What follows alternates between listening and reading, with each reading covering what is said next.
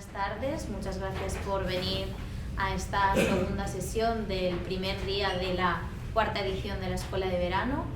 La mesa que tenemos ahora aquí, la propuesta que queremos hacer es que sea una conversación. Plantearemos 3 preguntas diferentes a las personas que me acompañan y que podamos discutir un poco cómo comunicamos el turismo, ¿no? Y para ello contamos con 4 profesionales del mundo de la comunicación. Me acompañan David Fernández, periodista y activista social, a su lado Ana Pacheco, periodista autónoma, escritora y muy amiga, Sergi Picazo, periodista y codirector en Critic, y Julia Mas, periodista en La Directa. Entonces, nada, eso, les voy a hacer unas preguntas y vamos a conversar un poco sobre cómo comunicamos el turismo y luego abriremos el turno de preguntas, debate final, para hablar durante 20-30 minutos y a ver qué impresiones sacamos, ¿de acuerdo? Así que para empezar, David, contigo mismo, yo os lo planteo a los 4, pero empecemos con él. El planteamiento es que la prensa tradicionalmente veíamos, ¿no?, desde el inicio del boom turístico, que había favorecido bastante el desarrollo turístico, ¿no?, que era un discurso como muy pro-desarrollista. Más tarde se posicionó otro discurso que veíamos que era muy contrario a esta noción de desarrollo, que señalaba sobre todo la precariedad laboral y también los impactos de la masificación. Entonces, la pregunta que os queríamos plantear es cómo habíais visto esta evolución y en qué momento consideráis que estamos ahora. Y digamos un poco qué narrativas vemos que están en juego encima de la mesa. Doncs bona tarda y benvinguts y benvingudes a Barcelona, que antes la llamaban la ciudad de los prodigios, ahora ya no lo es tanto, es más bien de los desastres. Que los 4 seamos periodistas no es garantía de ninguna cosa. En Uruguay hay una frase que dice: al lugar de los hechos llegaron periodistas y otras fuerzas de seguridad del Estado. Entonces, a partir de ahí, creo que todos estamos en una estela de periodismo crítico. Y cogiendo ya el hilo de las 3 preguntas en una, yo creo que es verdad que los medios de comunicación sistémicos no solo defendieron, sino que alentaron, ¿no?, ese milagro económico español, como se le llamó en su día, y ahora me refiero a los últimos 30-40 años, no solo viniendo ya del franquismo, que también fomentó, ¿no?, el turismo en el desarrollismo franquista, pero era un mito y un tabú que no se podía tocar, era incuestionable, no se podía tocar el milagro político español que pivotaba sobre el tocho inmobiliario, sobre el cemento y sobre la terciarización de la economía. Es decir, el futuro de los jóvenes de este país era ser croupier en un casino o camarero en un restaurante en verano. La sucesión de crisis, al margen, o sea, añadiendo las que ha comentado antes Ernest, ¿no?, yo creo que la del 2008, especialmente la inmobiliaria, y las que nos han llevado hasta el momento, nos han hecho que efectivamente no solo las voces previstas en la crítica al modelo, que son las de los movimientos sociales, sino que se han ido ampliando, ¿no?, a incluso sectores económicos liberales, ¿no?, que han escrito. Por ejemplo, pues Miquel Puig, que es un economista liberal, hace mucho que escribió, ¿no?, turismo low cost, y dijo: esto es insostenible y este invento nos va a destrozar a todos, a los unos y a los otros. También es verdad que en las relaciones entre poder económico y poder mediático, la próspera industria del turismo deja mucho dinero en los medios de comunicación, en los privados especialmente, que, como sabéis, en el caso del modelo de la península del Estado español, pues es la publicidad. Pero yo creo que el momento es cuando incluso en los propios despachos oficiales empieza a ver el eco de los efectos de un modelo que pivota en todo por el turismo, y, como diría un informe devastador de Ecologistas en Acción, pues a toda costa, ¿no?, porque nos hemos cargado toda la costa, ¿no?, de punta a punta, y aquella famosa ley de costas pues todavía es un chiste si vamos a determinados sitios del Mediterráneo. Y todos los efectos, todos los que ha tenido en ciudades como Barcelona, pero todos los efectos visibles e invisibles, como diría también otro querido latinoamericano, Mario Benedetti, pues pasan las modas y quedan las ruinas, ¿no? Entonces, yo creo que ¿dónde estamos hoy? Pues en medio de la última posibilidad, o la penúltima, porque siempre queda una última, de abrir el debate, ¿no?, democrático como se merece, pero como sabéis, hace justo una semana Entonces el gobierno oficial de este país ha dicho que sí, que vamos a ampliar el aeropuerto, que por tanto vamos a pasar de una presión de 50 millones de viajeros a 70. Si 50 nos han llevado, ¿dónde nos lleva pasar a 70? Y en un contexto donde creo que en todo el mundo, aunque las realidades son muy distintas, el gran debate es dónde están los límites y dónde ponemos los límites como sociedad. Porque quien cree, ¿no?, que todo es ilimitado en un mundo finito, pues es un suicida neoliberal, seguramente. Pues estamos en ese momento. Incluso creo que antes también hacía referencia a No estimat Ernest, ¿no? Pues venimos de un fin de semana donde ha habido movilizaciones en Barcelona, en Palma, las grandes manifestaciones de hace muchos años en Canarias. Creo que también lo apuntaba al principio en la introducción, presentación Ernest. Y tenemos a Ana, que no me voy a meter ahí, porque también hemos hecho literatura de los efectos del turismo, pero yo creo que la primera grieta fue las Kellys, ¿no? Fue el concepto de decir que estamos pagando, ¿no?, a 2 euros, ¿no?, pues el trabajo de las habitaciones, y el debate también de una política pública que sí que existe, yo creo que sí que existe, y es el clásico patrón, ¿no?, neoliberal de socialización de pérdidas, ¿no?, y privatización de gastos. Barcelona ha dejado millones y millones y millones en hacer la ciudad global atractiva, pero todo el caudal de dinero que genera el turismo va a manos privadas y no a los que trabajan, En las Ramblas, antes hablaba, aquí al lado, si entramos hoy y hacemos una encuesta de trabajo en las cocinas, nos encontraremos con personas migrantes sin contratos e incluso con identidades falsas haciendo 12 horas de trabajo 6 días a la semana. Y ese es el milagro también del modelo turístico. ¿Dónde estamos también? Por seguir el hilo de la presentación, yo creo que en tensiones sistémicas en las élites entre el modelo A y el modelo B que se plantea. Es decir, entre la dispersión absoluta y los Ubers y no sé qué, y el sector clásico turístico, el hotelero, que está encantado de que el alcalde de Barcelona haya dicho que prohíbe los pisos turísticos. Pero eso simplemente es para volver al modelo anterior, es decir, que todo tiene que ser hoteles, ¿no?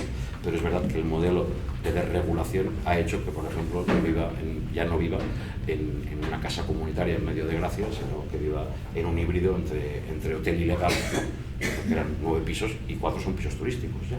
Y han expulsado a la gente mayor del barrio, ¿no?, que tenía rentas antiguas. Por tanto, entre lo peor y lo pésimo, me temo que estamos en un contexto también que se ha señalado también, pues, de emergencia climática, de emergencia energética, de emergencia geopolítica. Yo escuchaba atentamente a Ernest, y claro, turismo, etimológicamente me he ido a la RAE y al diccionario, a la gran enciclopedia, al gran diccionario de la lengua catalana. Turismo es viajar por placer. Pretender que 8.000 millones de personas viajamos por placer, que se lo expliquen al matrimonio Meadows, ¿no?, que escribió Los límites del crecimiento en 1972, y en cambio el derecho al descanso, que me parece mucho más, ¿no? Y ya hablaremos después, y lo dejo. Yo creo que las narrativas que están en disputa son las del modelo, ¿no? La presentación del otro día del aeropuerto lo que dice es qué modelo de país tendremos en los próximos 10, 15, 20 años, y en el caso concreto de la ciudad, qué modelo de ciudad. El riesgo, Lisboa, una ciudad sin vecinos ya. Dentro de todo es Airbnb, y esa es la distopía capitalista. Entonces ahí están todas las resistencias. En una ciudad, además, donde también este debate es como insistir en seguir cavando el agujero, que es el mito del crecimiento ilimitado, ¿no?, permanente como factor de bienestar. Hace 15 años que los propios datos de la Unión Europea dicen que está completamente desacoplado el crecimiento del PIB del progreso social. Cataluña en PIB es la eurorregión número 70, pero en progreso social es la 140, ¿no?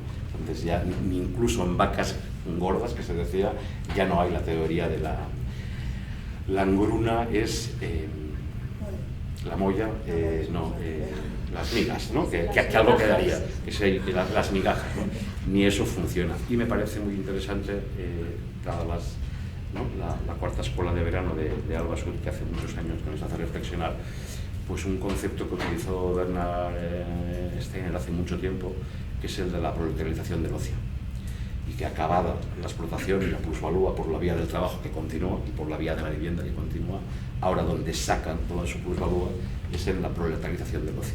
es decir, de aquello que tenía que ser nuestro tiempo de descanso, de recreación, de placer, han hecho un negocio donde teóricamente las 8 horas que estamos descansando no dejamos de transferir fundamentalmente a través de este aparatito pues plusvalúas, ¿no?, al nuevo régimen tecnológico digital, pero estamos ahí y con un grado mayor, yo creo, de conciencia, ¿no? Eso es importante para poner elementos positivos de los efectos nocivos de la industria extractiva del turismo y de la necesidad de alternativas. No sé si pensé en minutos. Uy, te digo. Gracias, David. Vale, retomo un poco, has mencionado muchas veces esto del milagro español, ¿no? Y creo que yo cada vez que se habla del milagro español pienso en una pintada anónima con la que amaneció allá por los 60-70 en un pueblito de Zaragoza, y la pinta decía: sí, llaman milagro al desarrollo, pero el milagro está en el reparto. Y creo que es perfectamente actual para el debate que estamos tratando hoy. Yo quiero recuperar uno de los hilos también que ha mencionado antes Ernest, y también un poco yo cómo me aproximo a esta temática, entendiendo que yo no soy académica y que el turismo tampoco en un principio me había interpelado, ¿no? Soy periodista y he hecho un ensayo más o menos literario sobre la cuestión, que aquí venías tú un poco con la literatura, ¿no? Pero a mí me parece muy interesante porque para mí la pospandemia y la pandemia fue ese catalizador hacia este cambio de aproximación. Yo creo que en parte hizo que el tema, que esto es lo que se denomina, pues eso, en términos periodísticos, saliera del nicho de ciertos sectores puramente académicos. Creo que la pandemia nos permitió hacernos preguntas que no nos habíamos hecho nunca y que por eso ya eran radicales, ¿no? La pregunta fundamental era aquella que todos nos hicimos mirándonos al espejo de ¿soy o no soy un trabajador esencial?, ¿no? Otra de las preguntas que nos hacíamos es ¿qué pasa si se cortan los desplazamientos de un día para otro? ¿Eso es posible?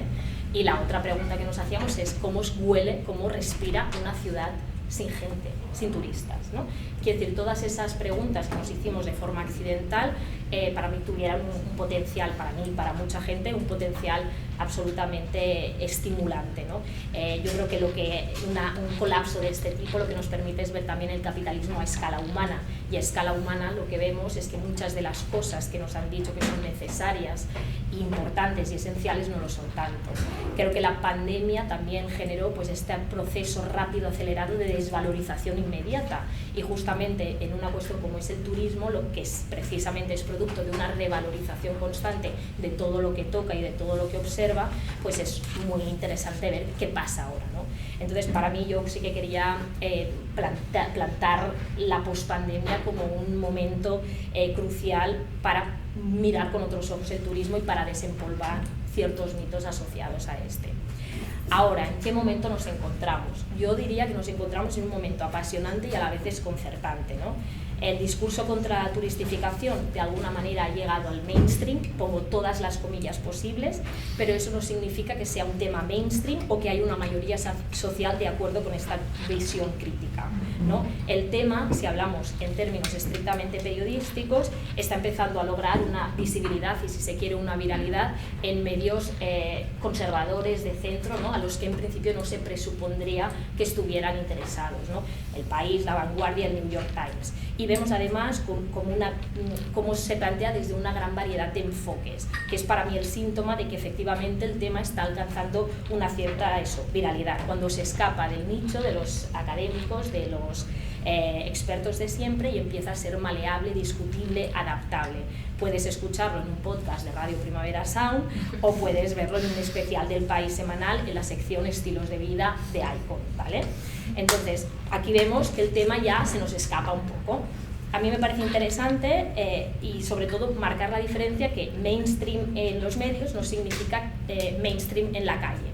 Y esto es muy importante. Yo, antes de hacer esta charla, he mirado en Google Trends, que sabéis que es esta herramienta que permite ver desde el 2004 cuál ha sido la tendencia de búsqueda de los usuarios de Google.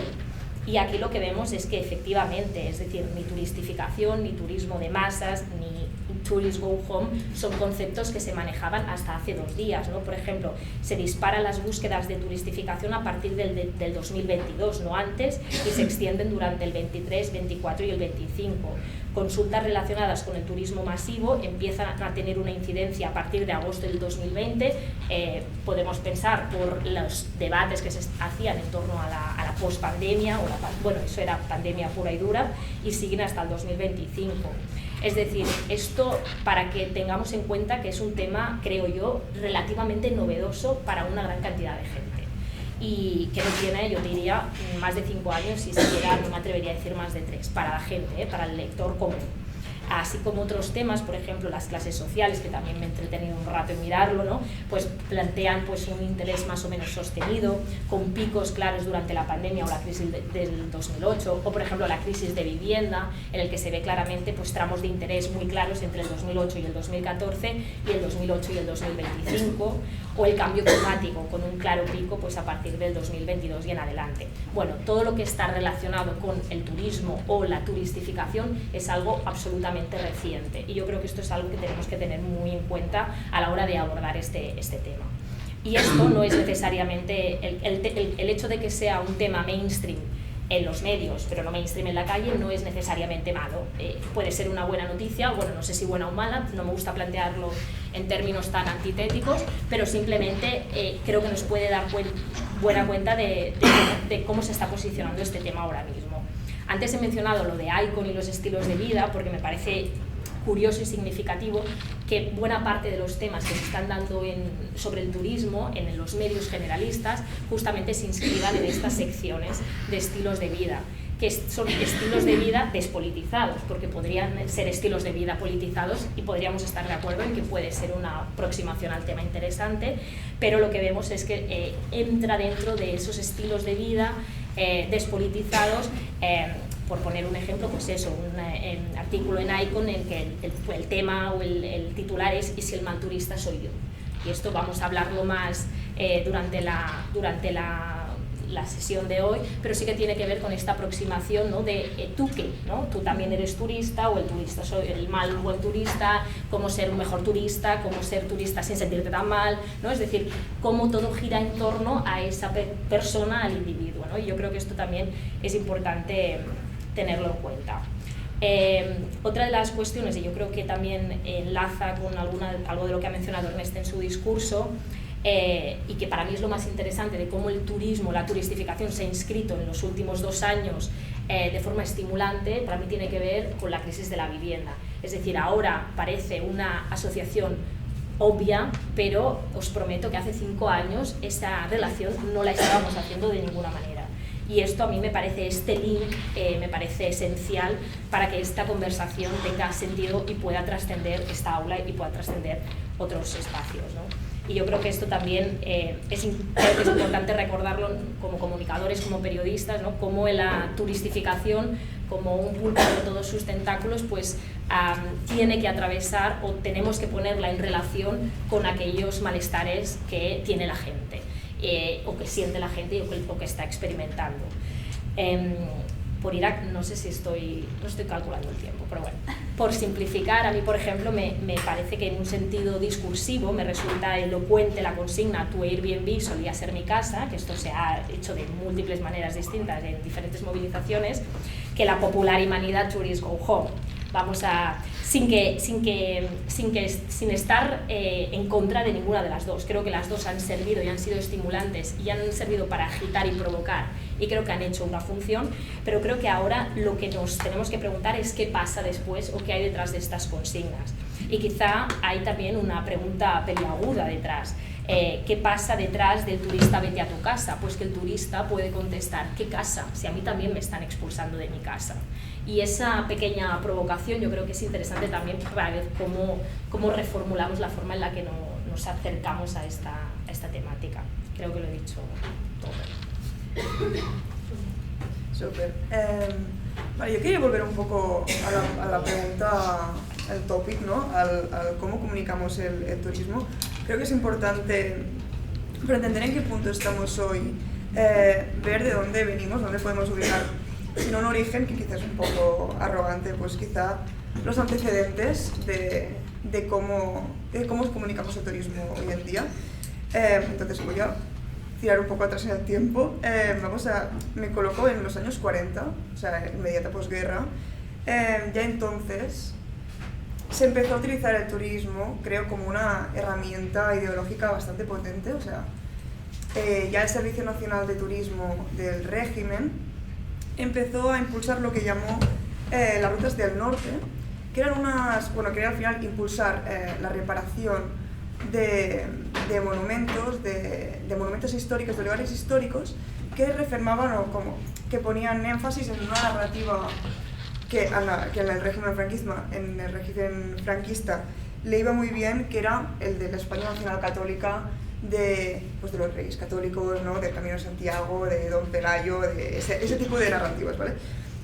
Se trataba de un turismo específicamente local y un turismo específicamente pues, de clases altas, porque nos encontrábamos en la inmediata posguerra y no todo el mundo podía viajar, pero que ya sienta las bases de lo que irá llegando posteriormente.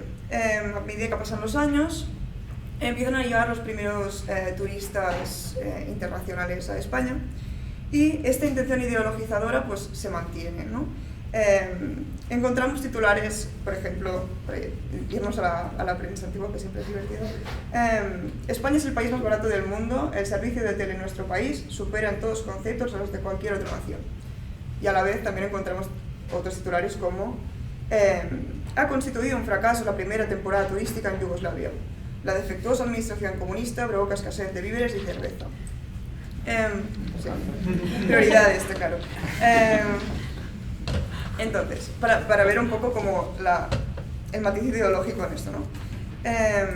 Después ya en los años 60 pues entramos en lo que ya conocemos, ¿no? En el desarrollismo, en el turismo de sol y playa, que bueno, que llega por dos motivos, o sea, llega por la necesidad de divisas, por la necesidad de dinero, y también para blanquear el régimen franquista a ojos internacionales. Pero bueno, la idea es como que llegan muchísimos turistas a España y que esto implica la contraposición, ¿no? De la modernidad representada como en la típica imagen de la sueca en bikini, ¿no? De la modernidad europea contrapuesta a el oscurantismo, ¿no? El conservadurismo del franquismo, de la dictadura española. Entonces, creo que esta parte del discurso del turismo como creador de riqueza se ha mantenido y llega bien entrados los 2000, y que a medida que las consecuencias sociales, las consecuencias económicas del turismo, o sea, como que ha generado ese turismo masivo, como que se ha promocionado durante todo ese tiempo, ya ha sido pues, completamente visible y completamente amagable, ¿cómo se dice? Inescondible, no sé cómo diría. Pues evidentemente pues, la prensa pues sí, pues, se ha vuelto un poco más suspicaz, un poco más crítica y a la hora de tratarlo. Entonces, ¿cómo llegamos hasta aquí? Yo dividiría como 3 puntos o 3 modelos en los que la prensa aborda este tema. El primero es que creo que hay un radio consenso en los medios en que el turismo de masas genera problemas. ¿Cuáles son esos problemas y cómo se solucionan esos problemas? Eso ya depende de la línea editorial. Pero bueno, hay un consenso en esto. Después, creo que estamos en un momento de negociación en el que, por un lado, se asume, que es algo que también se ha dicho antes, que el turismo de borrachera, el turismo de sol y playa, no nos gusta demasiado, ¿no? No da una buena imagen, nos ensucia las calles, eso, no da una buena imagen, no da ni puntos de calidad al país, ¿no? Y en contraposición a esto, creo que los medios refuerzan algo que también se ha dicho antes, ¿no? De la idea de que tenemos que avanzar hacia un turismo de mayor calidad. Eduard Torres, que és president del comitè executiu del Consorci de Turisme, del Consorci del Turisme de Barcelona, perdó, en la Feria Internacional del Turismo de hace un par de años, de 2023, dijo textualmente que no buscamos incrementar el número de visitantes, sino escoger a los que dejen mayor valor añadido. Y entonces, Eduardo Torres, los terrenos en los que consideraba que había valor añadido eran desde deportes, ¿no? Desde la Volta Ciclista, mencionó la Copa América, reproduciendo los datos que después se demostró que eran falsos directamente, pues la cultura, ¿no? el año Picasso, el Museo Miró, Tapias. Después también hablo de gastronomía, hablo de que en Cataluña tenemos muchos restaurantes con estrellas Michelin, y después también pues ferias y congresos, ¿no? Poniendo especial énfasis en el Mobile World Congress. Entonces, pues obviamente esta diferenciación entre el turismo de calidad, ¿no? Tiene una marca de clase pues evidente, que es la gente que va al Mobile y que va a comer a restaurantes con estrellas Michelin. Entonces, ese es un modelo que es verdad que huye de la masificación, ¿no? Busca la exclusividad, ¿no? Lo que excluye, y busca la autenticidad, que también se ha comentado en la introducción, que ha sido muy completa, entonces vamos a repetir cosas, pero con el tema de la autenticidad, ya no solo los grandes medios, sino también quizá no los pequeños medios, pero los pequeños formatos, sobre todo, yo que sé, redes o así, impulsan mucho la idea de la autenticidad y del turista bueno, que antes mencionabas, el turista bueno que ya no es el que va a comerse una paella en las Ramblas, sino el turista que encuentra las auténticas bravas de la auténtica taberna del Poblasec, ¿no? Y entonces, el tercer punto, ya, paralelamente, también creo que se encuentra de forma bastante transversal en los medios, una criminalización de la reacción a ese turismo, a esas consecuencias del turismo, ¿no? Creo que hay un matiz de civilizar a los colectivos y a los grupos sociales que responden a las consecuencias negativas que ha tenido el turismo en sus territorios, ¿no? Y que ese matiz civilizatorio es común entre los medios y la administración pública. Ayer lo vimos, por ejemplo, con las manifestaciones contra la masificación turística, que un poco los titulares iban como, bueno, manifestarse es legítimo, pero ya las pistolas, ya, regulín. O, por ejemplo, me venía a la cabeza un spot que sacó la Generalitat Valenciana el año pasado, creo que fue, que era específicamente contra la turismofobia y que hacía junto con la patronal hotelera valenciana, y que era una campaña que se llamaba Yo también soy turista, y que se basaba en la idea del buen anfitrión, ¿no? Todo el mundo es turista y es residente al mismo tiempo. Y bueno, y que además era un spot que estaba grabado en Peníscola, en Benidorm y en el barrio de Alcabañal de Valencia, o sea, sitios absolutamente devastados por el turismo. Y un poco para recoger, porque también me estoy alargando, perdón, creo que con esas perspectivas, ¿no? con entender el turismo, con que entender que el turismo genera problemas como de forma aislada, ¿no?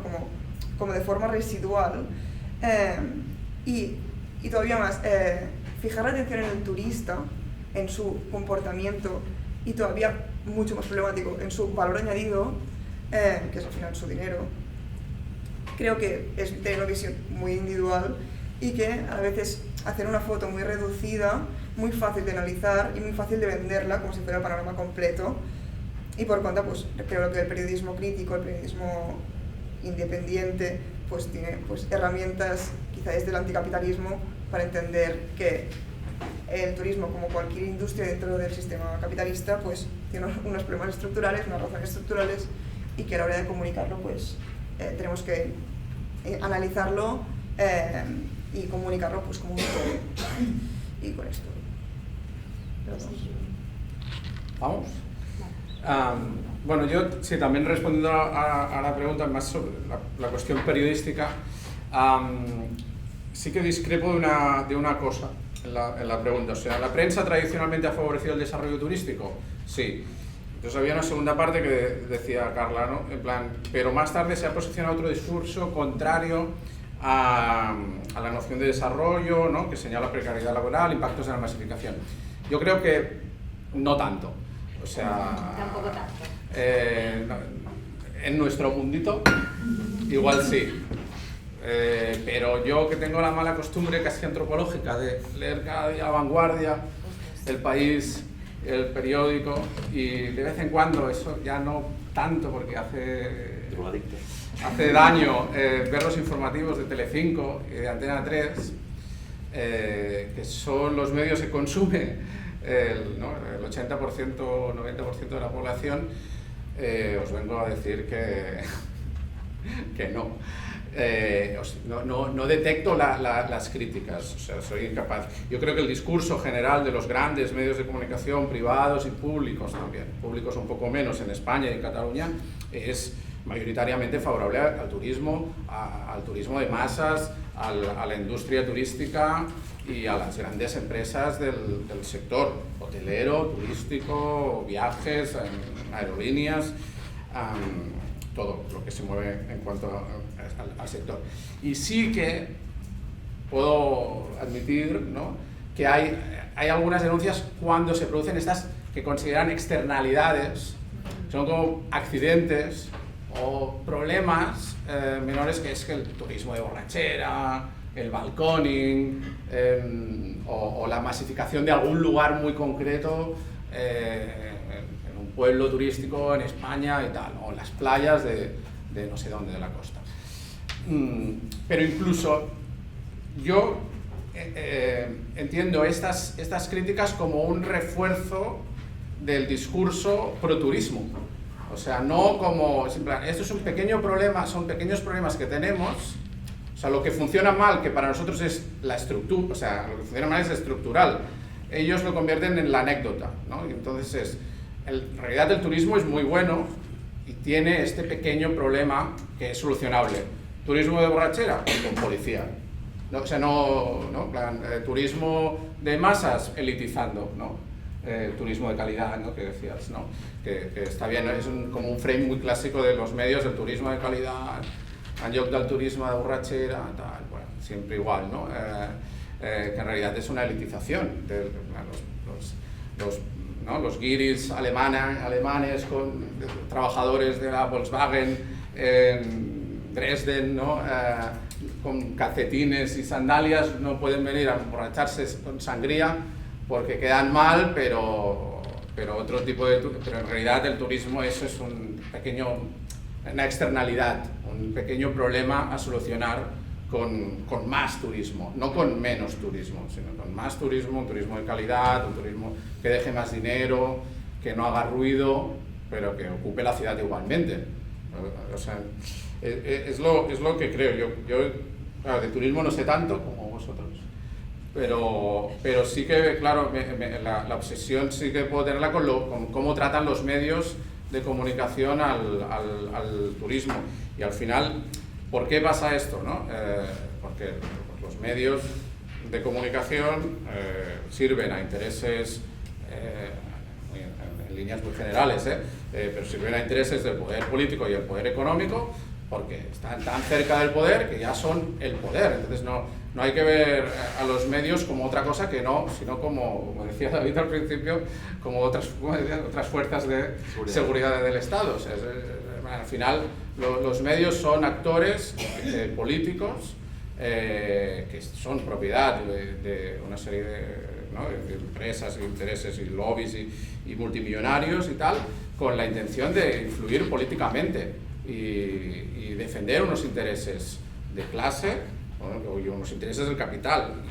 Y ya los medios, claro, podría decir, hay muchos medios de comunicación, como volviendo al principio, sí, ¿no? La Directa, Critic, El Salto, La Marea, Nortes, ¿no? Tenemos ahí un compañero. Hay muchos medios de comunicación, sí, pero el 80% de las audiencias de televisión y de radio, lo que ven lo deciden 4 consejos de administración en España. Entonces, 10 o 12 señores normalmente deciden lo que ven y lo que oyen el 80% de las personas, digamos, en España. Así que las cosas están así. Yo, solo por no enrollarme mucho, un ejemplo muy reciente, ahora que hablábamos mucho de la ampliación del aeropuerto, del Prat, leíamos esta semana pasada una noticia en mi diario de referencia, La Vanguardia, que decía, es que a veces es muy sutil, pero claro, cuando los lees tanto, dices, te das cuenta de las trampas que hacen continuamente, ¿no? Entonces decían, esta es la primera noticia que sacaron, ¿no? Así es la nueva propuesta de ampliación del Prat. Reduce casi 90 metros la afectación sobre la Ricarda. Es casi ya, hasta es bueno, o sea, bien, o sea, reduce a la afectación sobre la Ricarda, parece bueno, ¿no? Ese es el titular, ¿no? Y entonces, bueno, si tú sigues leyendo la nueva propuesta para ampliar el aeropuerto, ¿no? Presentado esta mañana el presidente, reduce en 90 metros la afectación sobre el espacio natural de la Ricarda, muy bien. El mapa elaborado por una comisión técnica, técnicos, no activistas como todos vosotros y tal, sino técnicos, que dices, bueno, técnicos pagados por alguien, ¿no? O sea, al final, ¿quién paga a estos técnicos?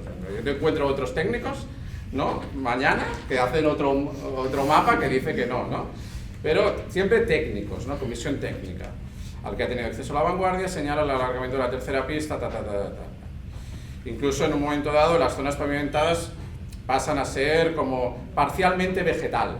Que dices, casi bien, o sea, un césped, eso es una pista parcialmente vegetal. Todo es así, continuamente. Esta es la noticia que leyó la mayoría de gente, ¿no? O sea, lamentablemente no leyeron la noticia, seguramente que hizo La Directa o El Salto o otros medios de comunicación, sino que leen esto, ¿no? En plan, evidentemente en la parte sur también se afecta muy poco al remolar. Hay una zona de seguridad vegetal, que no sé cómo qué es, pero igual lo pongo. Y entonces dices, bueno, vamos a ver, una fecha la descripción, vamos a ver quién habla, a ver si, yo qué sé, han entrevistado a Ernest Cañada o algo, yo qué sé, o a los de Zeroport, ¿no? Que son la plataforma contra el... Pues no os preocupéis que no salen, ¿eh? La noticia es larga, ¿no? Primero dan voz al gobierno, claro que sí, porque dice que está muy bien. Luego dan voz a Foment del Treball, que es la patronal turística. Luego dan voz a unos llamados círculos empresariales, señalan que el calendario aprieta y el plan y la inversión debería incluirse ya en el próximo documento de no sé qué, no sé cuántos, para llegar al 2026. Círculos o sea, es que toman el pelo continuamente. O sea, círculos empresariales señalan. ¿Qué es? Pero tú, como estás habituado, eres un lector normal, estás en el metro, yo qué sé, vas rápido y dices, hostia, pues los empresarios están a favor, tal, no sé qué, el gobierno está a favor, la patronal está a favor y tal, y ya está, y se acaba la noticia. ¿Cómo acaba la noticia? Comillas. Hay que hacerlo cuanto antes. Cierre comillas. Señaló en un comunicado la organización Foment del Treball. Pues ya está.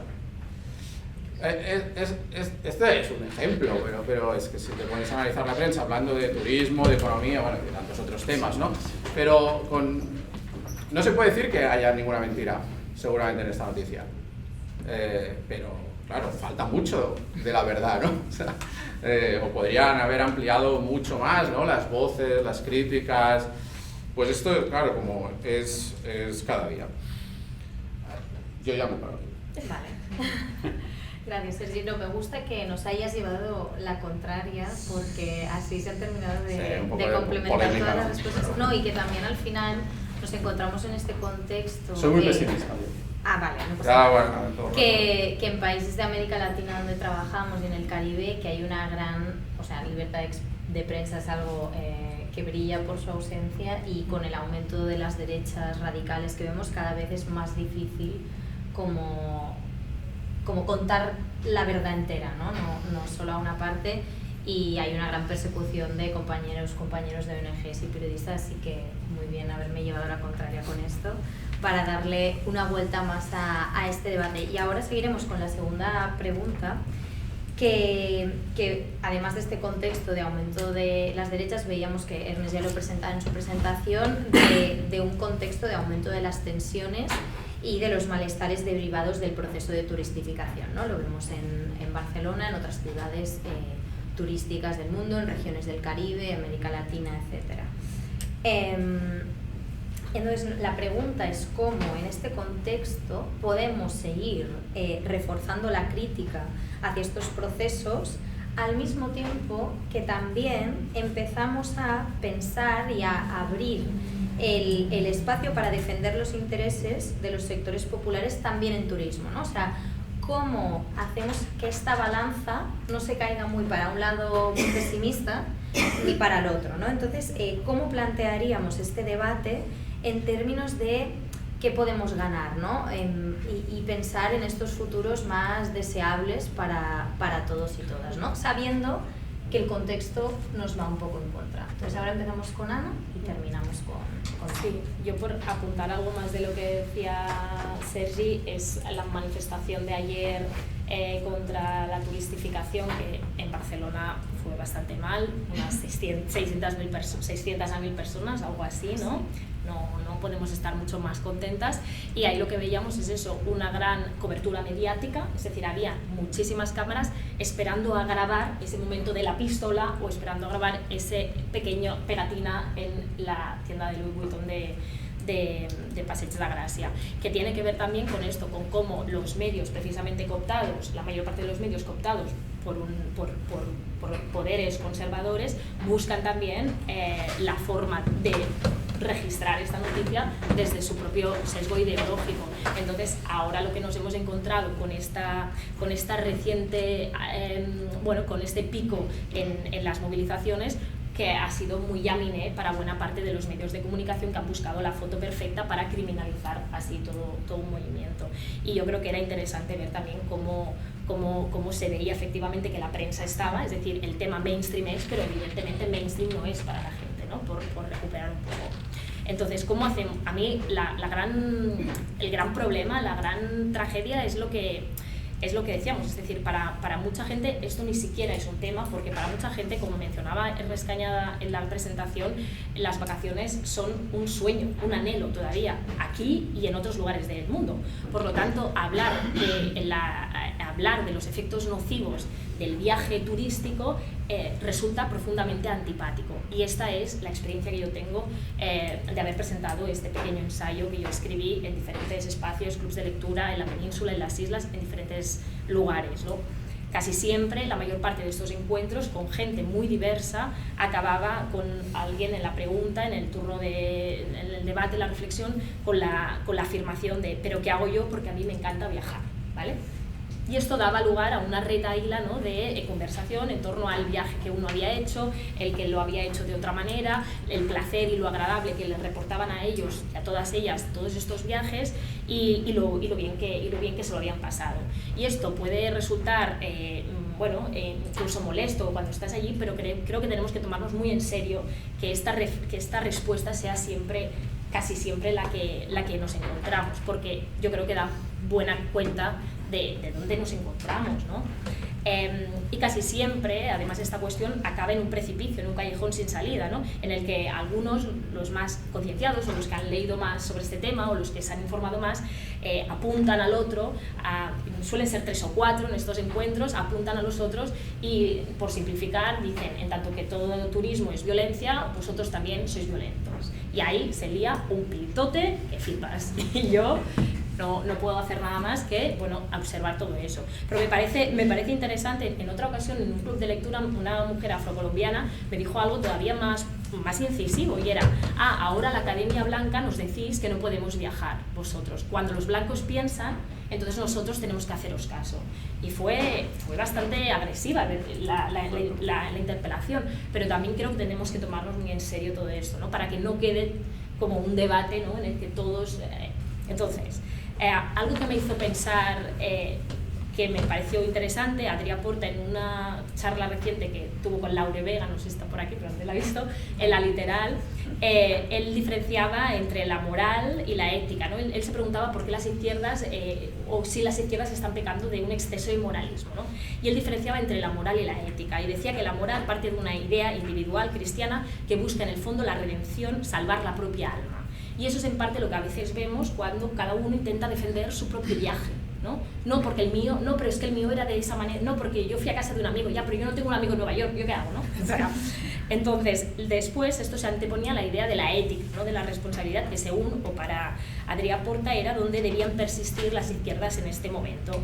Él decía, el exceso de moralismo tapa la falta de ética, y para él este clima, un poco un clima de resentimiento, de purga, esta idea de una castidad, de una pureza que hay en las izquierdas, de cuidado, si te vas de vacaciones no subas stories, ¿no?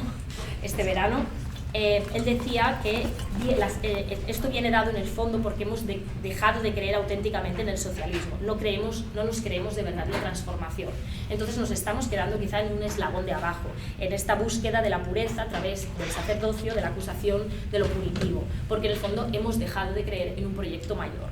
Y esto para mí, me lo llevo al debate del turismo, que es de lo que estamos hablando hoy. Y yo creo que hay algo de lo que sí que podemos aprender los periodistas, los comunicadores o como queramos llamarlo, ¿no? Y es cómo plantear este tema que no sea desde la moral y que sea precisamente desde una ética de la responsabilidad. Cuando digo moral me refiero a un castigo, es decir, decirle a la gente lo que no puede hacer antes de lo que puede hacer, o decirle a la gente todos los viajes que ha hecho mal antes de darle o hacerles imaginar en una propuesta que puedan desear, ¿no? Un poco en esa idea. Y volviendo a lo que decíamos antes, la voluntad, ¿no? De pasar de un yo al nosotros, que puede parecer una bobada, pero es que ahora mismo lo más complejo, ¿no? Es decir, en el neoliberalismo, si ha cooptado algo precisamente, es la capacidad de pensar en común, en un nosotros, en dejar de pensar en uno mismo. Y eso es lo que vemos mucho y sobre todo y de forma muy frecuente en este tema, ¿no? Que la primera reacción es ya pero yo, ya pero mi viaje, ya pero yo, a mí me encanta, ¿no? Entonces yo creo que tenemos el reto, el desafío es cómo plantear esto saliendo precisamente de ese lugar que casi siempre nos lleva pues a enconarnos o a ese precipicio o a tirarnos todos por tierra, ¿no? Sí, y esto me lleva también a pensar en la imagen que nos ha puesto antes Ernest Cañada en la presentación, ¿no? De estos trabajan en el Parwell, ¿no? De estos que pensábamos que eran ricos pero eran los choferes, ¿no? Es decir, ¿cómo comunicamos todo esto? ¿Cómo hacemos esta lucha precisamente para que ellos se sientan también interpelados, para que todos podamos estar interpelados sin que ello nos lleve necesariamente pues eso, a una neutralización del mensaje, a una idea cómoda de no molestar a nadie?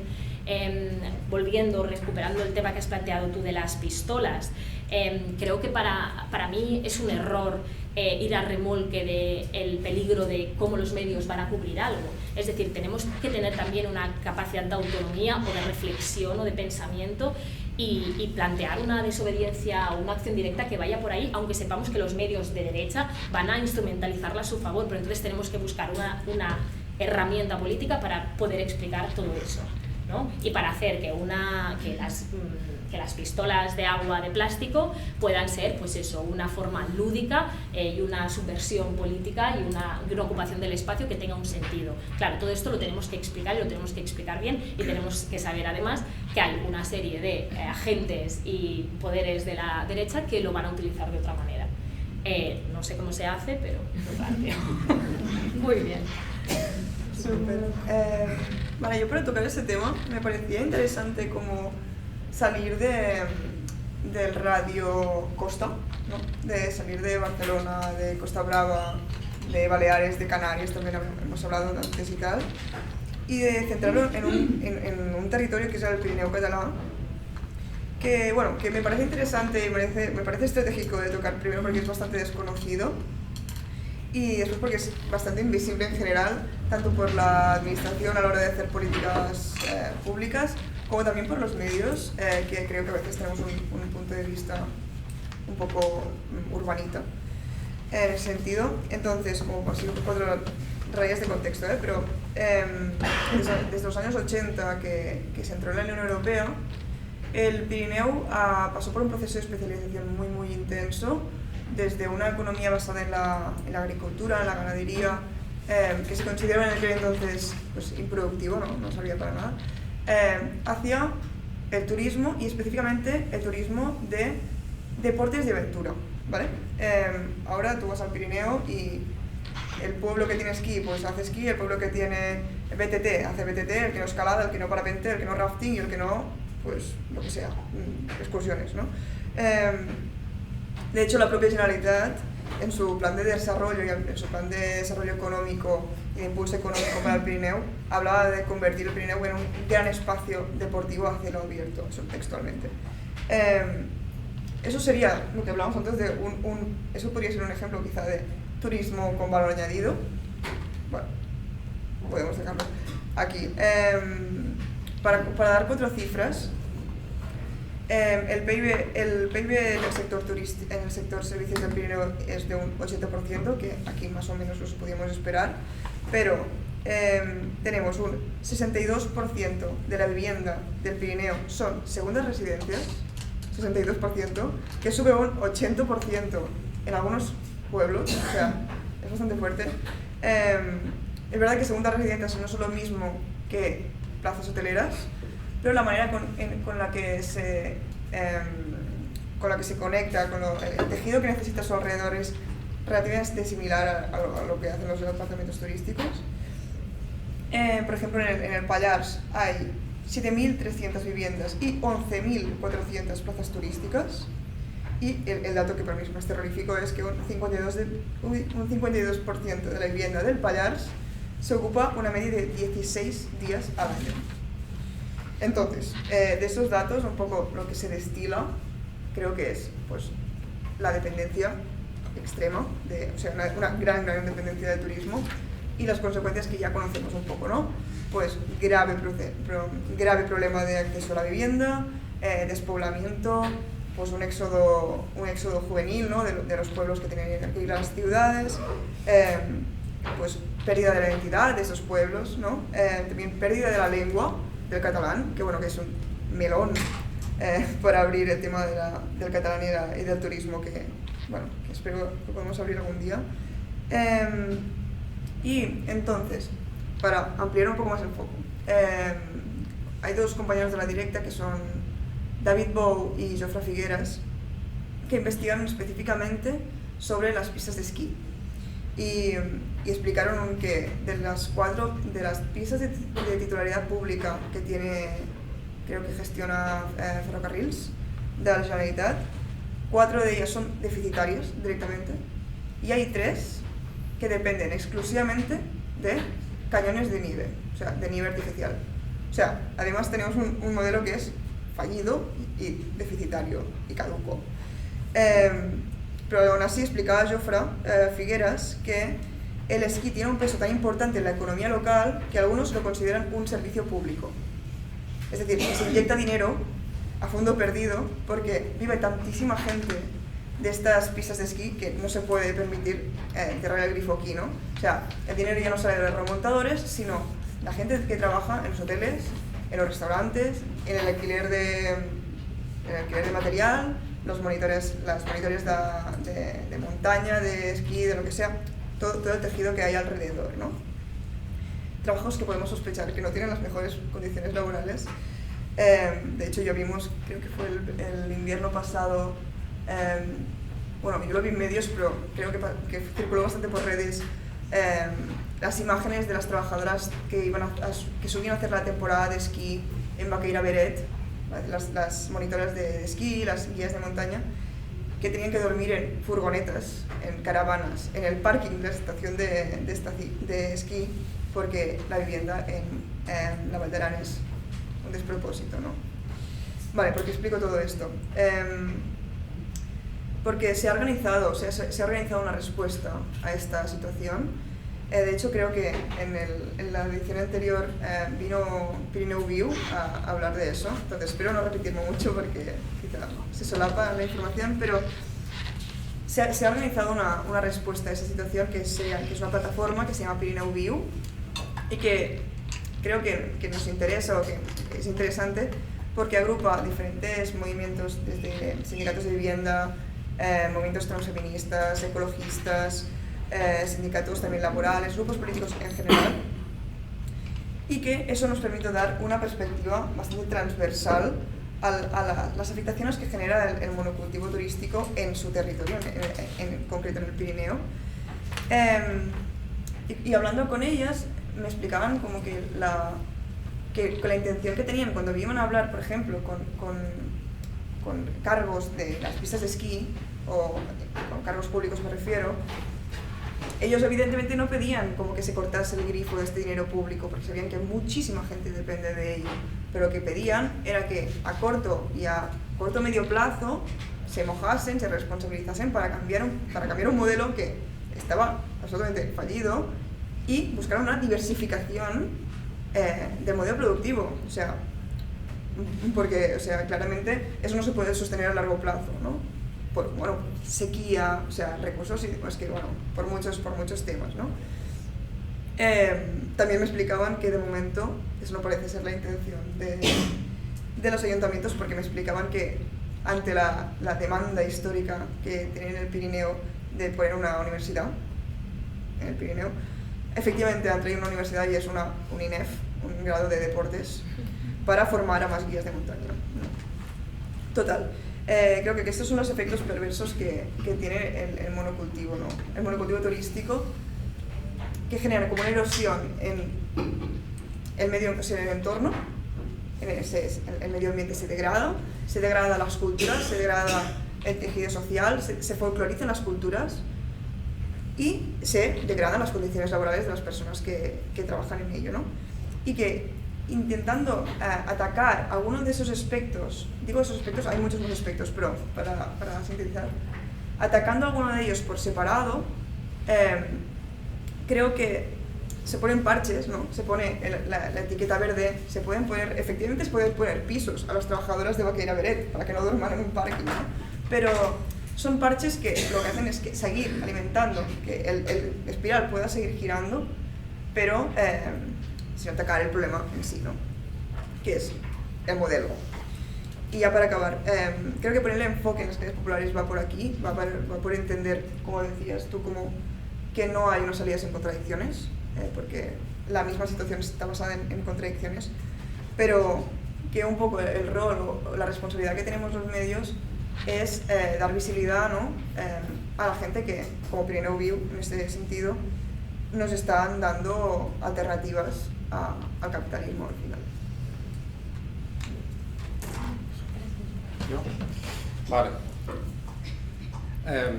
Carla pregunta, ¿no?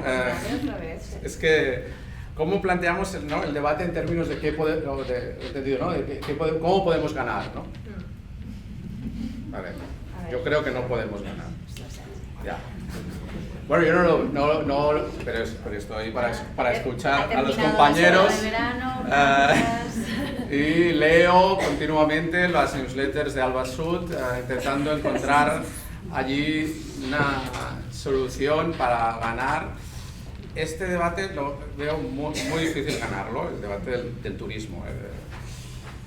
Anécdota que no sé si sirve para nada, pero mi padre vino del sur de España, ¿no? Pocos años con su familia, fueron a vivir consiguieron una habitación cerca del Parque Güell, en una calle San Josep de la Montaña, allá súper cerca. Dormían todos en una habitación, cocinaban en una habitación, ¿no? Lo que hoy llamarían un piso patera, ¿no? Eso existía en la Barcelona de los años 50, incluso 60. El colegio que le tocaba es el colegio Baldiri Reixac, que es un colegio que hay dentro del Parque Güell. Antiguamente, como siempre dice mi padre, el colegio Primo de Rivera. Muy bien, papá, pero ahora se llama Baldiri Reixac, sí, Primo de Rivera. Yo fui al Primo de Rivera. El patio era el parque. Su salida de casa era el Parque Güell. Se conocen con sus hermanos, los amigos que tenían, claro, todos los rincones, las cuevas, los recovecos y tal, todo lo disfrutaban como niños, ¿no? Un día se encontraron una pareja de turistas, debía ser el año, ellos tenían 7, 8, 9 años, correteaban por allí, y eso debía ser, los 60, ¿no? Inicio del boom del turismo, ¿no? En Barcelona, y entonces, bueno, como niños ahí desarrapados, fueron a pedirle una foto a los turistas. Los turistas no sé dónde era, le hicieron una foto, y cuando volvieron a París, Londres o Bruselas, de donde vinieran, les enviaron la foto por correo a él y su hermano. Y es la única foto que tienen de su infancia. Todavía la tenemos en casa, una foto en blanco y negro, ¿no? Con los dos chavales así cogidos y tal. muy contentos en unas barandillas de estas modernistas, ¿no? Del Parque Güell. Y claro, estaban muy contentos. Hoy mis padres siguen viviendo allí, en el Parque Güell, muy cerca, en el Carmelo. No van nunca al Parque Güell, casi no pueden entrar. De hecho, claro, no soportan la cantidad de turistas que hay haciéndose fotos, ¿no? Y no se le ocurre pedirle una foto a un turista, ¿no? De hecho, él, como la mayoría de barceloneses, lo que estamos es como hartos de ser el decorado de cartón piedra, donde los turistas se hacen selfies con nosotros de fondo cabreados. Ya no somos aquellos niños, ¿no?, de los 60, ¿no?, que le pedían fotos a los turistas. Claro, cuando yo planteo este tema a veces en casa, ¿no?, porque además ellos son como... Mi hermana vive también por allá, ahí cerca, mis padres y tal, les mando las convocatorias de las manis contra, ¿no?, la turistificación del Parque Güell, todas estas cosas que están pasando ahora, ¿no? No van nunca, ¿no? O sea, no... Le mando y digo, papá, ¿ves qué tal? Que mira, no te dejan ir al Parque Güell, es por esto y por lo otro. No vale para nada, no sirve, no voy a ir, tengo otras cosas que hacer. No tiene nada que hacer, está jubilado. Puede ser un jubilado activo, que seguro que hay, pero no es el caso de mi padre. Es un jubilado pasivo, que está muy bien, descansando. Y no leen políticamente, ni mucho menos de una manera revolucionaria, la presencia masiva de turistas y que hayan perdido el parque como símbolo, el Parque Güell como su parque, como su espacio. No, se lee como derrota, como una... Yo digo la experiencia, no digo todo el mundo, evidentemente los 600 que estaban el otro día allí con las pistolas de agua ven una oportunidad revolucionaria en la lucha turística, ¿no? Yo creo que mucha gente en Barcelona lee la turistificación, la benecización de la ciudad como una derrota contra la que difícilmente, o sea, pueden hacer algo porque luchan contra gigantes. Y se dan cuenta, no es ignorancia. Yo creo que es también una forma inteligente de ver que te enfrentas a unos gigantes, que es el capitalismo salvaje, los fondos de inversión, ¿no?, las grandes cadenas hoteleras, la industria extractiva turística, contra la que es muy difícil luchar, ¿no? Yo soy muy pesimista, no apuntes. Sí, apuntes. No, porque no me gusta ser pesimista, pero es que en este tema no encuentro, ¿no? Yo veo que Barcelona se ha acabado. O sea, la Barcelona que nosotros conocíamos y tal, ya no existe más, ¿no? O sea, pues, ojalá la recuperemos. Seguro que ahora que hablará David, confío mucho en su optimismo revolucionario, del cual siempre ha hecho gala, ¿no? Pero yo que veo es que al menos eso, la Barcelona no la podemos ganar porque Barcelona ya no es una ciudad, sino que es un producto, ¿no? Es un producto global que compite en el mercado de ciudades globales, en un sistema en el que apenas lo que podemos hacer, me da la sensación a mí, es poner parches, ¿no? Oye, por favor, ¿nos podéis dejar entrar al parque? Es un momento, nada, 10 minutos igual antes de que vengan los turistas y 10 minutos al final o algo así, en plan, que hago la caricatura, ¿no? Seguro que se pueden hacer muchas más cosas y Albasud tendrá una retahíla de cosas que se tienen que hacer y se pueden hacer. Y se han hecho cosas en los últimos años en Barcelona y se seguirán haciendo. Pero es que no lo digo yo, que lo dice gente como David Harvey, gente muy inteligente, ¿no? Que la suma de turismo masivo, sociedad de consumo, globalización cultural, capitalismo sin control y negocio inmobiliario es la bomba perfecta, ¿no? Para convertir las ciudades en un producto de consumo. Las ciudades, no solo Barcelona, ¿no? Esto está pasando en todo el mundo, es un proyecto neoliberal que lleva desde los años 70, 80 trabajándose y claro, nosotros estamos ahí y nos sentimos bastante pequeños. Entonces, claro, yo cuando me decís cómo podemos ganar, no tengo la solución, pero soy Todo oídos. Vale. Solo para Volve. un minuto. Ahora que le había dado paso bien. Sí, no, pero solo un minuto. No, contradicen.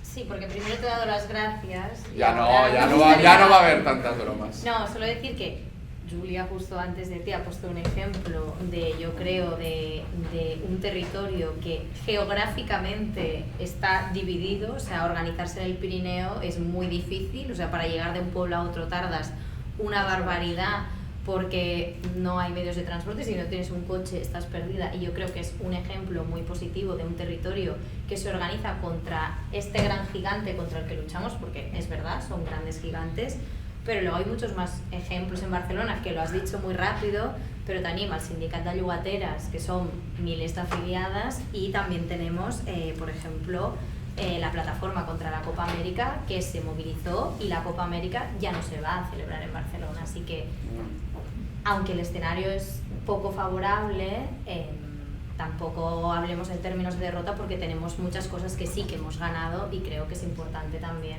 decir que de vez en cuando también ganamos. Y ahora sí, David. Vale. A ver cómo, puedes ahora volverme a ver cómo hago el encaje de bolillos, que es una expresión muy castellana, porque ahora oyéndote diciendo que perdemos, ganamos, sí, tenemos la suerte de que hemos ganado, de que no vuelve la Copa América, pero hemos perdido 80 millones de euros públicos. Por supuesto, sí, entonces, sí. No sé yo, lo que se pueden hacer, no me hagáis decir. Entonces, yo pensaba que Sergi era un periodista bien informado, porque yo soy un pesimista de toda la vida, porque soy un optimista. Porque soy un optimista bien informado. Entonces, lo que pasa es que yo esté más desesperado que ayer, pero menos que mañana, nunca me ha supuesto ninguna desesperación, ninguna. Entonces, ya intentamos poner, ¿no? Y creo que el pesimismo, el exceso de pesimismo y el exceso de optimismo desmovilizan por igual, porque si todo está perfecto no hace falta hacer nada, y si todo está fatal no hace falta hacer nada.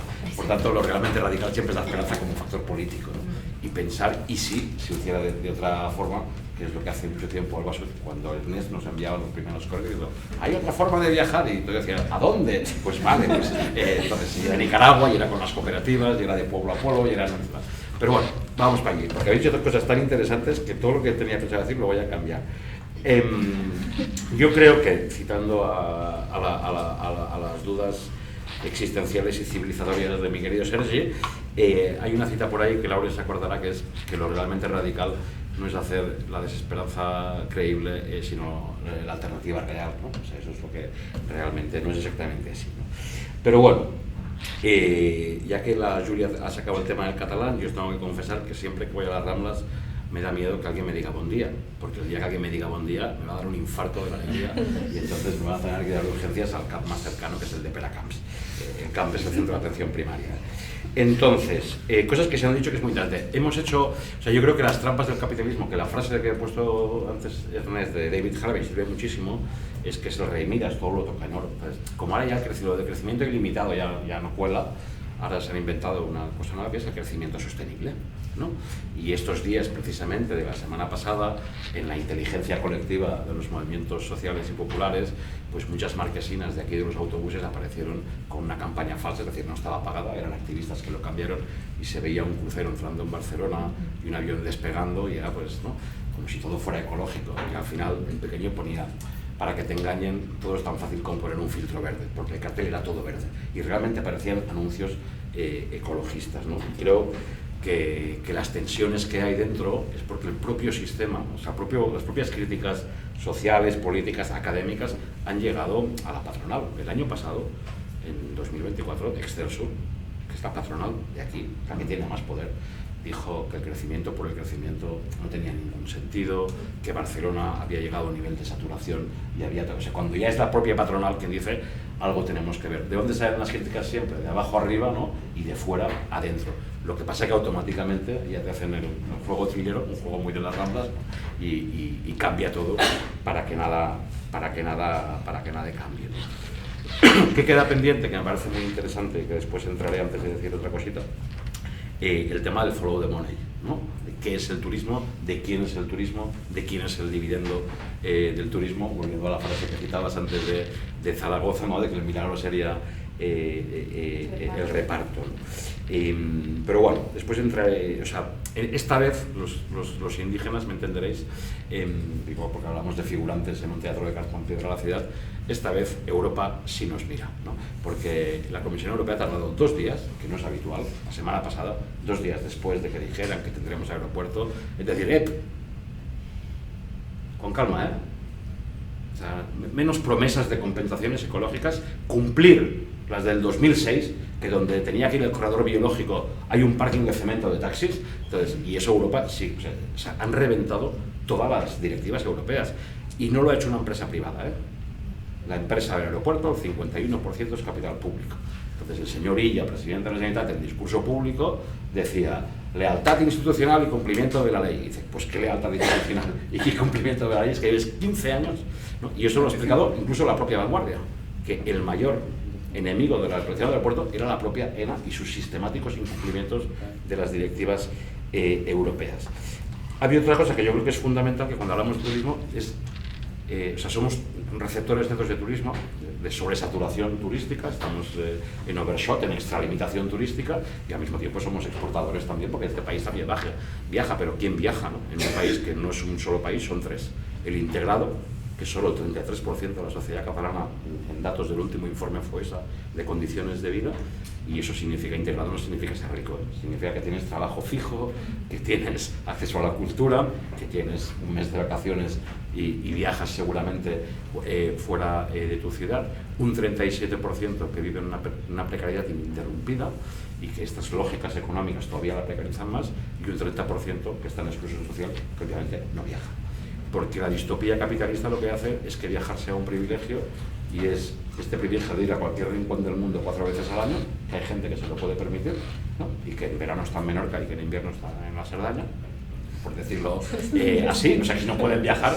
Acordaros, yo me acuerdo mucho del confinamiento, ya que la Julia trata el tema de los Pirineos, que el director del Hospital Público de Puigcerdà, que es en el Pirineo, dijo, por favor, iros a todos los que habían ido de Barcelona a hacer el confinamiento, porque este hospital tiene lo que tiene, o sea, tiene la capacidad que tiene para atender. Y os acordaros de aquellas huidas, nos reíamos de Madrid, de que la gente se iba, pero aquí la gente también se iba a su apartamento privado, y por suerte los Mossos d'Esquadra, por una vez, les hicieron dar la vuelta en el túnel del Cadí, multa mediante, que está muy bien. Pero a mí me parece, bueno, multa mediante tiene mucho dinero, o sea, pero que es verdad que al final, por llevarlo al terreno de Albasud, hay una cuestión de exclusión, de desigualdad social y de lucha de clases.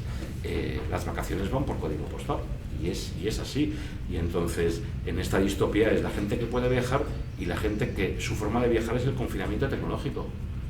En el barrio de la Florida, mirando en la pantalla, ¿no?, dónde querría estar y dónde nunca podrá estar. Y eso, y en unas condiciones, pues como la Florida, digo, porque es la ciudad más densa de Europa, ¿no? Pues 50.000 personas en 2 metros cuadrados, en el caso del barrio concreto del Hospitalet, y a eso sí que me preocupa mucho lo que siempre hace Ruth, a esos, ¿cuál es la alternativa de descanso? ¿No? Los 30 días del mes que ha costado siglos y sangres y luchas conquistar, y que cada día está mucho más en duda. El otro debate, ¿no? Porque como el 15 me dejó un reguero también de eslóganes, y entonces acuñamos una que era menos de 5 contradicciones es dogma, y después tuvimos que acuñar otra que era, no tuvimos que subir y decir, bueno, pero más de 15 es hipocresía. O sea, no hay que hacer, ¿no? Ni tanto ni tampoco. Lo digo porque cuando decimos luchamos contra gigantes en materia inmobiliaria, no es verdad.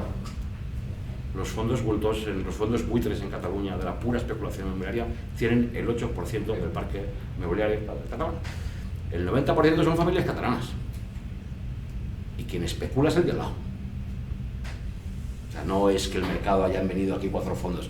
Ese 8% marca la tendencia. Es decir, gallina de los huevos de oro, todos a hacer pisos turísticos. Y en especial, no el 70% que tiene 1 o 2 pisos, sino ese 20% que gana 6.000 millones al año en el tema de los alquileres. Y es, pues yo quiero ganar más, como vimos el otro día. Cada vez que hay un debate democrático, como el otro día hubo un debate en la radio pública entre el sindicato de yugateras y la portavoz de la patronal, y claro, cada vez que hay un debate democrático, bueno, han conseguido la patronal que retiren el vídeo, porque como no firmó ningún derecho de emisión, pero es que era bueno, lo podéis ver porque el sindicato obviamente Está. lo sigue pensando, pero te das cuenta de cuál es la batalla real, y dices, entre los que quieren, entre esta hibris de acumulación, ¿no?, que es la que nos lleva por bastantes desastres. Debate interesantísimo el que ha salido sobre la moral y la ética, porque yo creo que es verdad que lo que necesitamos es moral, ética y política, que al final es el arte de vivir en común, y necesitamos una ética terrestre, porque también me parece que cuando se apela a la moralidad o no, y hacer una crítica moralista de si viajas a un país empobrecido por el capitalismo y de repente eres rico, ¿no?, también me parece que no hacerlo es la suspensión de la moral, y eso también me preocupa mucho, porque el capitalismo es la suspensión permanente de la moral. Pero yo creo hoy que nuestras contradicciones, y hablo en perspectiva norte-sur, es que no hay mayor contradicción ni mayor antagonía que la que separa la condición de turista de la condición de migrante. Y eso lo expresa los 14 kilómetros del estrecho de Gibraltar, que se pasan en media hora, y no es lo mismo si haces norte-sur que si haces sur-norte.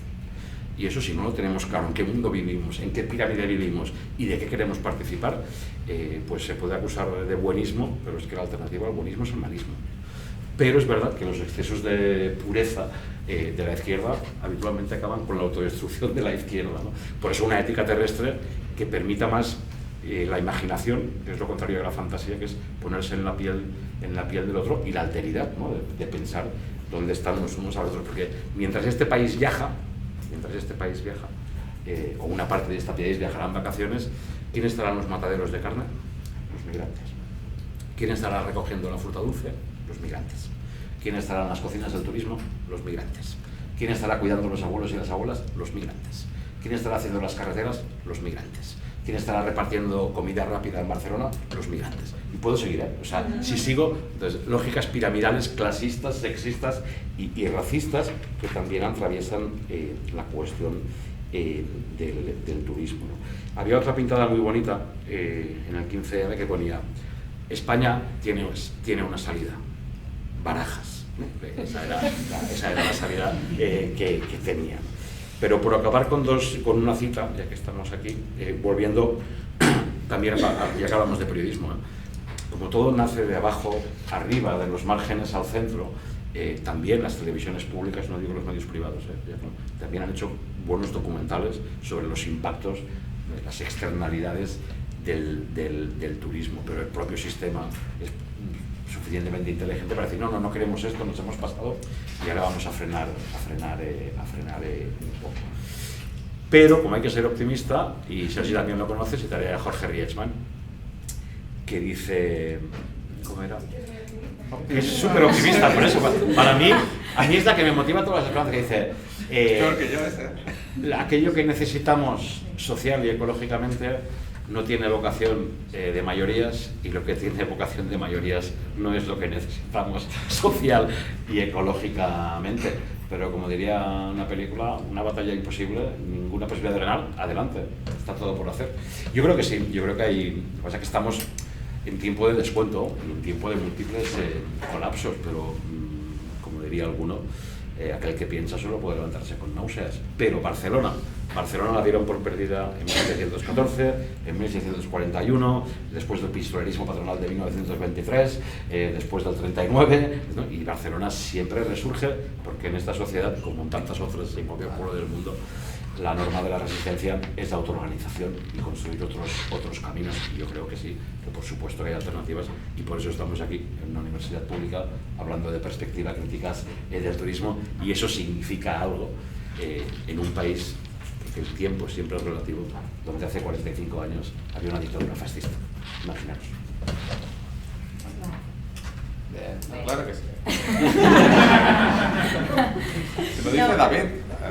Vale, y como David ha dicho esto, ahora viene muy bien para presentar la tercera pregunta, porque un poco la idea cuando con Ernest y con Raúl y el equipo técnico íbamos pensando en cómo plantear esta cuarta escuela de verano y qué podíamos ofrecer también, ¿no?, que fuera un poco diferente, era como, vale, vamos a intentar tocar distintos palos que nos van atravesando, ¿no? O sea, la comunicación, hablaremos también de vivienda, de derechas radicales, de feminismo, de economía social, o sea, cómo estos debates que aparentemente igual no tiene nada que ver con el turismo, lo tienen que ver todo, ¿no? Entonces, en esta idea, esta tercera pregunta, que aquí sí que os voy a pedir, por favor, 5 minutitos, ¿vale? Porque si no, no vamos a poder hacer preguntas, sería que el periodismo de investigación creemos que ha sido un aliado clave en las luchas de los movimientos sociales y entre ellas contra la turistificación. Sobre todo el año pasado yo creo que fue algo que pudimos ver todas.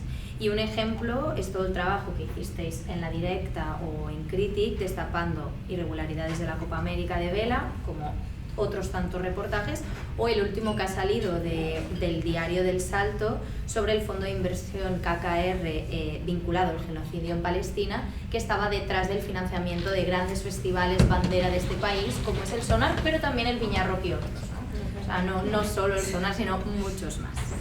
Y lo que os queríamos pedir aquí, más como con la idea esta de que ahora lo decíais, ¿no? ¿Cómo interpelamos a estos trabajadores? ¿Qué respuestas le damos a estas clases populares que viven en la Florida o en otros sitios, ¿no? ¿Cómo vinculamos las distintas luchas, la feminista, la ecologista, etcétera? Bueno, pues explicadnos vuestra experiencia en esto y cómo deberíamos reforzar este vínculo entre este periodismo crítico de investigación independiente con estas organizaciones y también la academia, ¿no? ¿Cómo luchamos, ¿no? frente a esto? Entonces ahora, Julia, si quieres, empieza tú y seguimos por aquí. Y ahora sí, 5 minutitos. Sí, eso es breve. Vale, creo que me pongo ahora más la gorra de La Directa en ese sentido. Creo que en el caso de La Directa, la vinculación que ha tenido con los movimientos sociales no ha sido algo que se haya trabajado explícitamente, sino que creo que La Directa nace directamente, nace directamente de los movimientos sociales. Y que ya desde un inicio, pues fueron protagonistas en su fundación y en los primeros pasos, ¿no? Pues encontrábamos nombres como Can Masdeu, ¿no? El espacio comunitario de Collserola, Can Vies, la histórica ocupa de la Sants, bebiendo como de boletines de la contrainformació, de la Burxa, de Sants, del Borinot, de Gràcia, Sí? Me estic emocionant, no? Sí. Tu em talles i m'afegeixes informació perquè jo no hi era. També la Massala de Ciutat Vella, infobloques de Riche, y también de los 1001 nombres de los 1001 casals d'arreu dels països catalans donde se hicieron asambleas, donde se hicieron actos, donde empezó a caminar este proyecto. Y creo que la conexión no solo iba por los espacios donde pasaban cosas, ¿no? Eso también con los temas, ¿no? Desde poner mucho foco en el caso Esther Quintana, por ejemplo, en que los Mossos d'Esquadra sacaron un ojo a una mujer por una manifestación, el desalojo del Vacas Propietat en Gràcia, o incluso el caso 4F, ¿no? de corrupción y de manipulación policial que acabó con el suicidio de Patricia Heras. Y de aquí ya llegamos hasta la Copa América, por ejemplo, o los infiltrats. Que creo que cabe señalar como que es una relación, o sea, esta relación es bidireccional, es decir, creo que la confianza o cierta legitimidad que creo que en general los movimientos sociales dan a La Directa permite a la vez poder tratar determinados temas, poder sacar determinados temas y poder trabajar como se trabaja.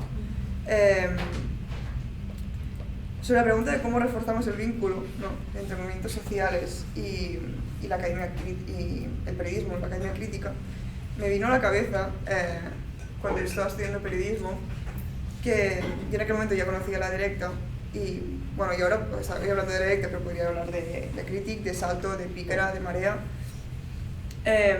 Y es que me sorprendía mucho cómo podían existir esos medios que para mí tenían mucha credibilidad, ¿no? Que era la palabra estrella de la carrera de periodismo, la credibilidad, siendo medios que claramente no eran neutrales, ¿no? Esa otra palabra estrella de la carrera, neutralidad entendida en términos de la carrera de periodismo, ¿no? Entonces pensé, o sea, mi reflexión fue que era una cuestión de espectros políticos, ¿no? Si tú eres de derechas, lees esto, y si tú eres de izquierdas, pues lees esto otro. Siempre dentro de esos estándares de neutralidad periodística. Pero fue años más tarde como que me di cuenta que no se trataba de un tema de espectros, sino que se trataba de un tema de cambio de plano, un cambio de modelo por completo, ¿no? O sea, que un medio tenga la voluntad o la intencionalidad explícita de querer cambiar la sociedad, de transformar la sociedad, me explotó bastante la cabeza porque era algo que también hacían los movimientos sociales, ¿no? Que tienen una voluntad explícita de transformar la sociedad. Y entonces creo que reforzar ese vínculo entre movimientos sociales y periodismo, creo que pasa por eso, ¿no? Simplemente por estar allí. Lo que comentabas del fondo de KKR o la Copa América, creo que son unos grandes titulares, fueron muy sonados, tuvieron una gran repercusión y tiene sentido porque es muy muy grave lo que se publicó, pero lo que demuestra cercanía, lo que muestra la cercanía que se tiene con esos aspectos son un poco los temas del día a día, ¿no? Estar en el desahucio, estar en la movilización, poner el enfoque que los grandes medios no pueden poner, y no porque necesariamente sean todos malos, malísimos, que algunos sí, pero no porque todos lo sean necesariamente, sino porque para cubrir estos temas y poner esos enfoques necesitas cierta independencia, cierta libertad periodística y cierta... Sí, o sea, no recibir presiones de grupos de poder, cosa que es algo que no es tan habitual como parece, y también cosas tan mundanas como tiempo, condiciones laborales o pues eso, cierta libertad periodística del periodista en sí, ¿no? Y por esto los grandes medios no están en el desahucio y no están en la movilización y no ponen los enfoques que tendrían que poner. Y ya para acabar la última idea, como que si entendemos la información como un bien de mercado, si entendemos la información como algo para conseguir clics, para conseguir visitas y después de con esas visitas conseguir dinero, que podemos también plantearnos qué nivel de neutralidad existe en esta idea. Eso es absolutamente irreconciliable con la idea de vincularse con los movimientos sociales, porque los movimientos sociales van por lógicas absolutamente...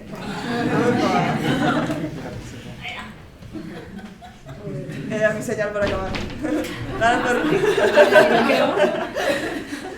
Nada, eso, que creo que los movimientos sociales se rigen por lógicas que son incompatibles con el capitalismo, porque no se puede, o sea, bueno, sí.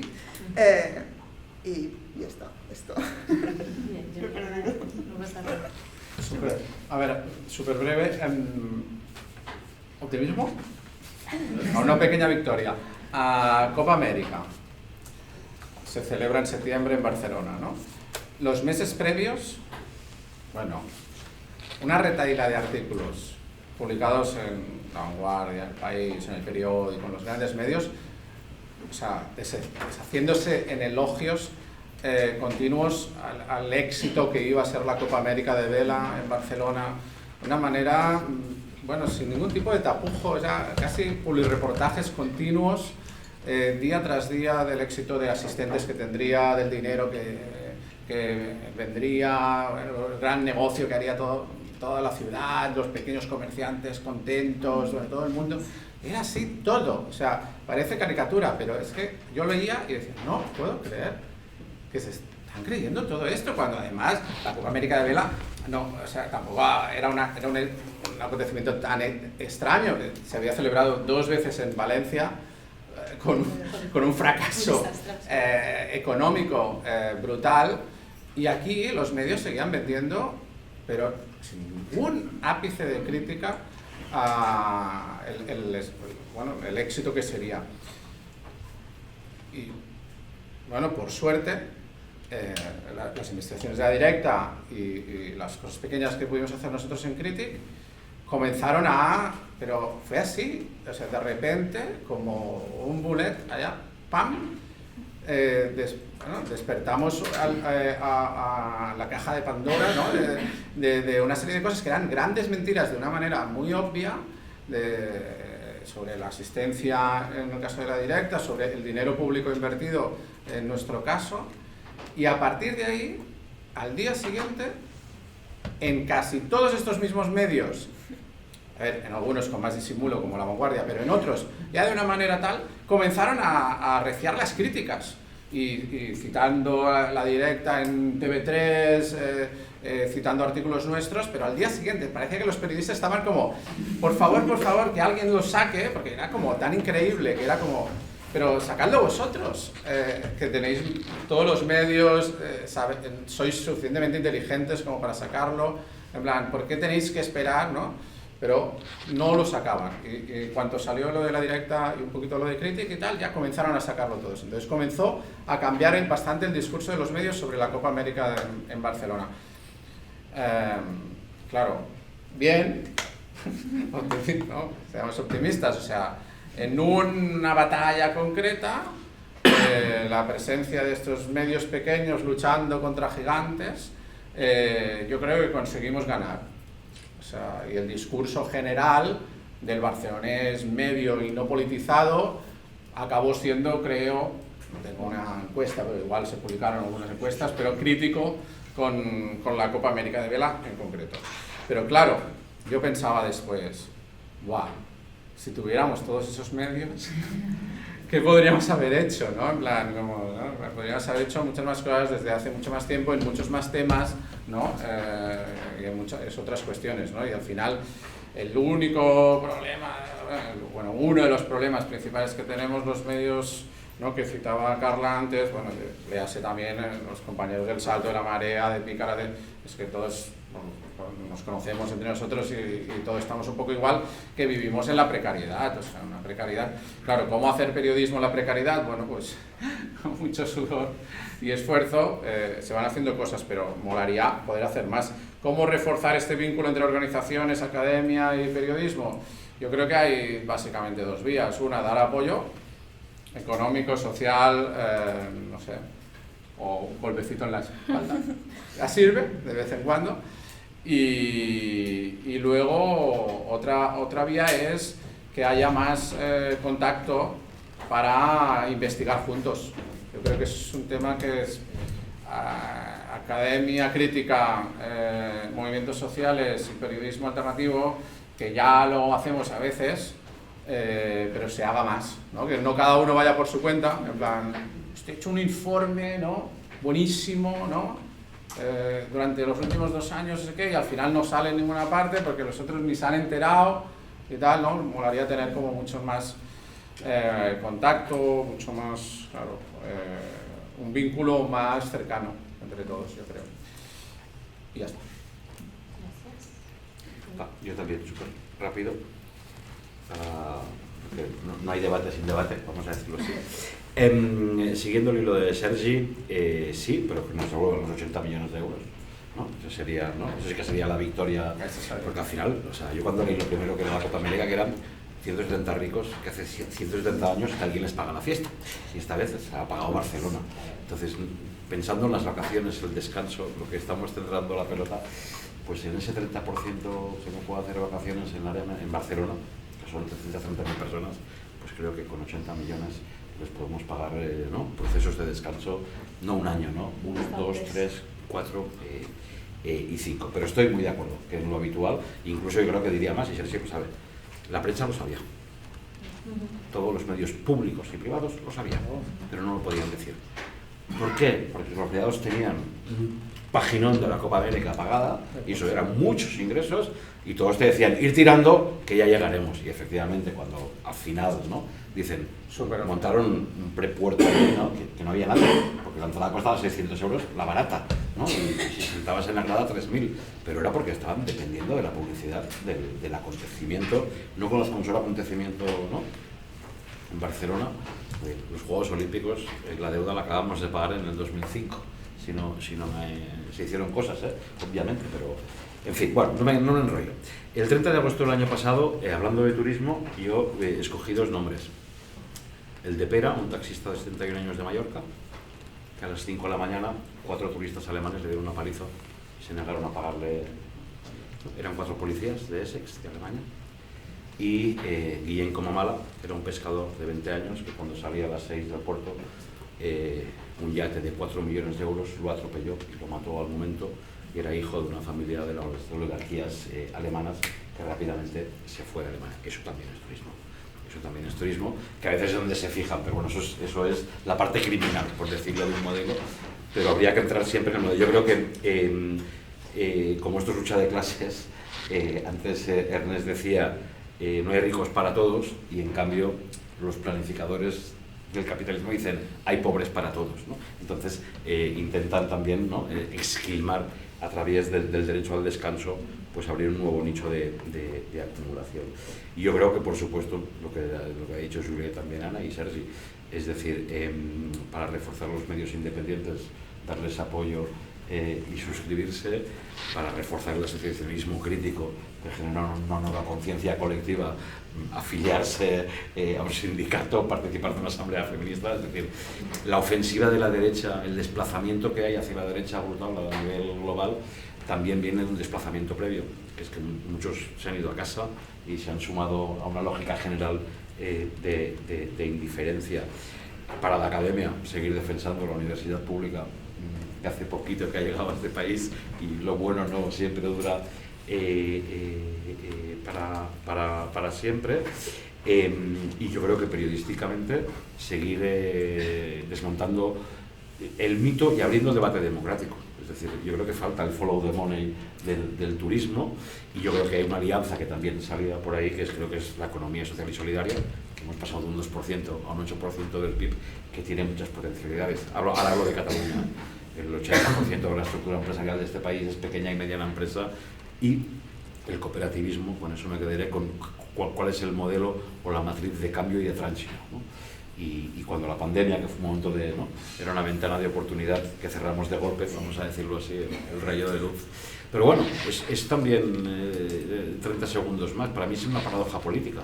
La única vez que en esta ciudad no ha habido desahucios, que no ha habido nadie durmiendo en la calle, que ha bajado la contaminación del aire, que se han cerrado los centros de internamiento de inmigrantes, y que la salud comunitaria ha recuperado la más básica de las solidaridades humanas, no ha sido por ninguna política pública, ha sido por un puñetero virus. Y el día que se fue el virus, ¿no?, volvieron los desahucios, volvió la gente durmiendo en la calle, reabrieron los CIEs. Entonces, eso dice poco de nosotros mismos. Pero digo economía social porque ellos decían que la matriz de tránsito era un pacto por la vida, con una economía plural transformadora basada en la justicia socioambiental y los cuidados colectivos. Decían que había 4 modelos económicos que había que equilibrar, ¿no? La economía pública, la economía privada con criterios ambientales, ¿no?, de género, antirracistas, laborales, sindicales, la economía social y la economía comunitaria. Existen muchos barrios, y ese modelo de tránsito también tiene que afrontar qué es el derecho al descanso, cómo garantizamos el derecho a las vacaciones en todo el mundo, y qué es otro modelo de turismo, si es posible o no. ¿Por dónde empezar? Pues como diría, igual con un poco de moralina, mi querido Imanol Zubero, en la Escuela de la Desobediencia Civil, que tiene poco de moralina, es ética terrestre, decía, ¿cuál es lo primero? ¿Por dónde empezar? Y siempre hace 2 versiones, la primera y la segunda, y el adverbio es una hostia, pero el día que me lo dijo, me dijo, me acaba de dar una hostia, me dijo, hay que empezar por no colaborar, y sobre todo por no colaborar tanto. Sí, yo voy a recoger alguna de las cosas que han dicho. Yo creo que tendríamos esta alianza entre periodismo crítico, academia, movimientos sociales, tendría que partir también como superar la alianza estratégica en un sentido clásico, que es tú me das información y yo te doy difusión, ¿vale? Sino pensar más en un proyecto común de imaginación política. Yo que también he trabajado en medios de mierda, no estos guays que estamos aquí desplegando, yo mis primeras prácticas fueron en Antena 3 Noticias, así que podéis imaginar.